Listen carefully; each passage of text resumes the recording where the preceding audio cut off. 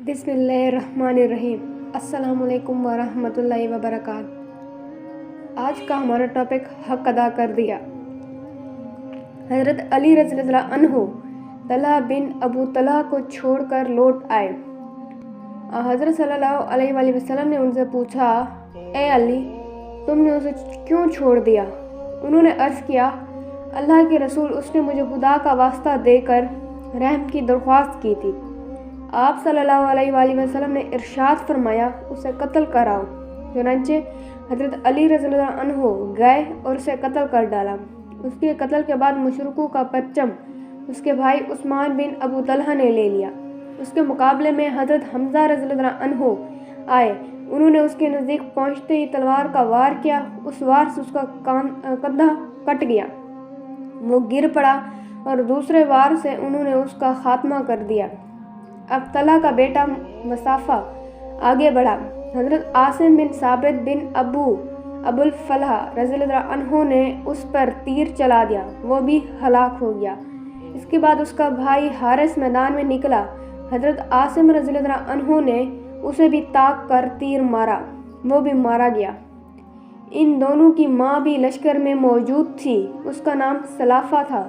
उसके दोनों बेटों ने माँ की गोद में दम तोड़ा। मरने से पहले सलाफा ने पूछा, बेटे, तुम्हें किसने ज़ख्मी किया? एक बेटे ने जवाब दिया, मैंने उसकी आवाज़ सुनी है। तीर चलाने से पहले उसने कहा था, ले इसको संभाल, मैं अबुल फलाह का बेटा हूँ। इस जुमले से सलाफा जान गई कि वो तीर अंदाज हज़रत आसिम बिन साबित रज़ियल्लाहु अन्हु हैं। चुनांचा उसने कसम खाई, अगर आसिम का सर मेरे हाथ लगा तो मैं उसकी खोपड़ी में शराब पीऊँगी। नऊज़ बिल्लाह। साथ ही उसने ऐलान किया कि जो शख्स भी आसिम बिन साबित का सर काट कर लाएगा, मैं उसे 100 ऊँट इनाम दूंगी। हज़रत आसिम रज़ियल्लाहु अन्हु इस जंग में शहीद हो गए, शहीद नहीं हुए। ये वाक़या रजी में शहीद हुए, जिसका जिक्र अपने वक्त पर आएगा इंशाअल्लाह। इन दोनों के कत्ल के बाद उनके भाई कलाब बिन तलहा ने परचम उठा लिया।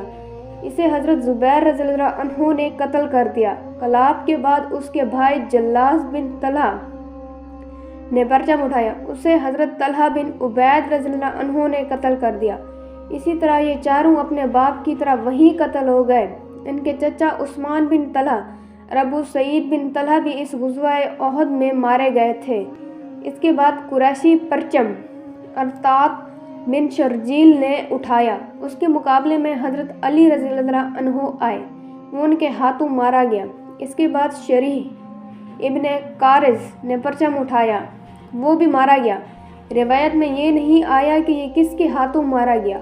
इसके बाद परचम अबू ज़ैद बिन उमरू ने उठाया, उससे हज़रत कज़मान रज़ियल्लाहु अन्हु ने कत्ल किया।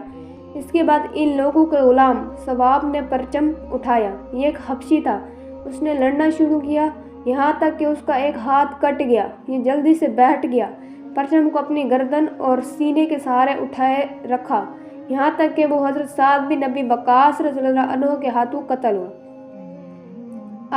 अब आम जंग शुरू हो गई। दोनों लश्कर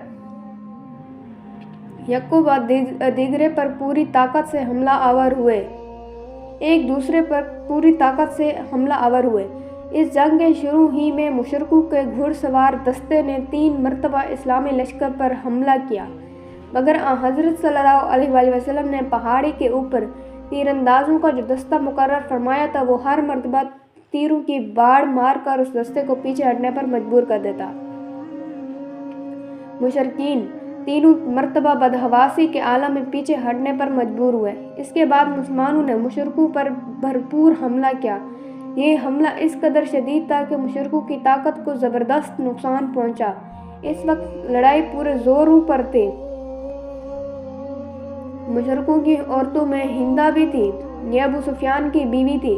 उस वक्त तक ये इस्लाम न लाई थी और मुसलमानों की सख्त तरीन दुश्मन और बहुत तंग मिजाज थी। इन्होंने भी दफ ले लिया। अब सब मिलकर दफ बजाने लगी और गीत गाने लगी। ये कदम उन्होंने अपने मर्दों को जोश दिलाने के लिए उठाया। इधर हज़रत सल्लल्लाहु अलैहि वसल्लम ने अबू दजाना रज़ियल्लाहु अन्हु को जो तलवार अता फरमाई थी, उन्होंने उसका हक अदा कर दिया। हज़रत ज़ुबैर बिन अवाम रज़ियल्लाहु अन्हु फरमाते हैं جب آپ نے صلی اللہ علیہ وآلہ وسلم نے اعلان فرمایا تھا کہ اس تلوار کا حق کون ادا کرے گا تو میرے 3 مرتبہ تلوار مانگنے کے باوجود آپ نے وہ تلوار مجھے مرحمت نہ فرمائی، حالانکہ میں آپ کا پھوپھی زاد تھا۔ پھر آپ صلی اللہ علیہ وآلہ وسلم نے تلوار ابو دجانہ کو دے دی تو میں نے دل میں کہا دیکھتا ہوں کہ یہ اس تلوار کا حق کس طرح ادا کرتے ہیں۔ اس کے بعد میں نے ان کا پیچھا کیا اور سائے کی طرح ان کے ساتھ لگا رہا۔ میں نے دیکھا انہوں نے اپنے موزے میں سے ایک سرخ رنگ کی پٹی نکالی۔ اس پٹی پر ایک طرف لکھا تھا اللہ کی مدد اور فتح قریب ہے، دوسری طرف لکھا تھا جنگ میں بزدلی شرم کی بات ہے، جو میدان سے بھاگا وہ جہنم کی آگ سے نہیں بچ سکتا۔ یہ پٹی نکال کر انہوں نے اپنے سر پر باندھ لی۔ ان ساری مسلمانوں نے جب یہ دیکھا تو وہ بول اٹھے ابو دجانہ نے موت کی پٹی باندھ لی ہے۔ ان ساریوں میں یہ بات مشہور تھی کہ حضرت ابو دجانہ رضی اللہ عنہ جب یہ پٹی سر پر باندھ لیتے تو پھر دشمنوں پر اس طرح ٹوٹتے ہیں کہ کوئی ان کا مقابلے پر ٹک نہیں سکتا۔ چنانچہ اس پٹی کے باندھنے کے بعد انہوں نے انتہائی خوفناک انداز میں جنگ شروع کر دی۔ وہ دشمن پر موت بن کر گرے، انہیں گاجر مولی کی طرح کاٹ کر رکھ دیا۔ دشمنوں کو اس حد تک قتل کیا کہ آخر یہ تلوار مڑ گئی اور مڑ کر درانتی جیسی ہو گئی۔ اس وقت مسلمان پکار اٹھے ابو دجانہ نے واقعی تلوار کا حق ادا کر دیا ہے۔ حضرت ابو زبیر رضی اللہ عنہ کہتے ہیں کہ مشرکوں میں ایک شخص میدان جنگ میں زخمی مسلمانوں کو تلاش کر کے شہید کر رہا تھا۔ میری نظر اس پر پڑی تو میں نے دعا مانگی، یا اللہ اس کا سامنا ابو دجانہ سے ہو جائے۔ ایک بار اللہ نے میری دعا قبول فرمائی اور اس کا سامنا ابو دجانہ رضی اللہ عنہ سے ہو گیا۔ اب دونوں میں تلوار کے وار ہونے لگے۔ اچانک اس مشرک نے ابو دجانہ رضی اللہ عنہ پر تلوار بلند کی۔ کل کا ہمارا ٹاپک پانسا پلٹ گیا۔ فی امان اللہ۔